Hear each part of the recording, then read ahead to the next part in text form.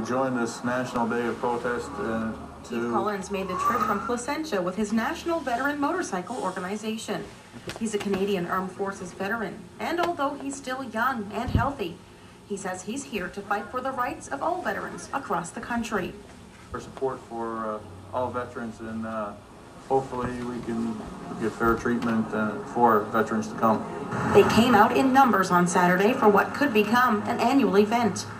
Concerned citizens, along with veterans, took their battle over benefit changes to the National War Memorial in St. John's. We thank you today for our veterans. They have willingly risked all so that our nation might dwell in peace and safety.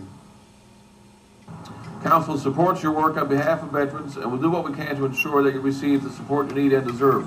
And what we've done is we did pass a resolution on November 1st. I'll quickly read that. The crowd applauded speaker after speaker. NDP Member of Parliament for St. John's East and National Defence critic Jack Harris made the trip from Ottawa. We don't have adequate support for veterans. We don't recognize, and until recently, serious psychological injuries have not been recognized.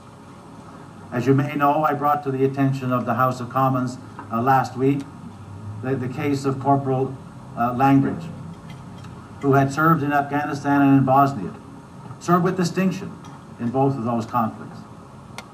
And he suffered from post-traumatic stress disorder. He suffered from severe depression related to that. He attempted suicide 6 times, and on the 7th time was successful. Still a serving soldier on a base in Edmonton.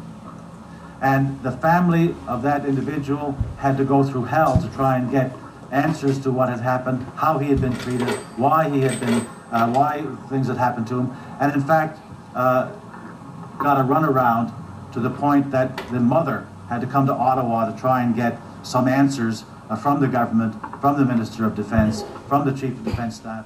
I'm not a veteran or an employee of Veterans Affairs, not a member of the Mounted, not a soldier of the forces, not a veteran ombudsman. I don't risk my job or benefits from speaking up. I'm simply a citizen. The rally in St. John's was one of many. Concerned Canadians and communities across the nation held assemblies at 11 o'clock on Saturday to show their support and to let their voices be heard. There are those like me that are here in support, and there are those that are actually living it. And those are the ones that I'm here to support, the ones that have to live it and shouldn't. Pam Parsons, NTV News. And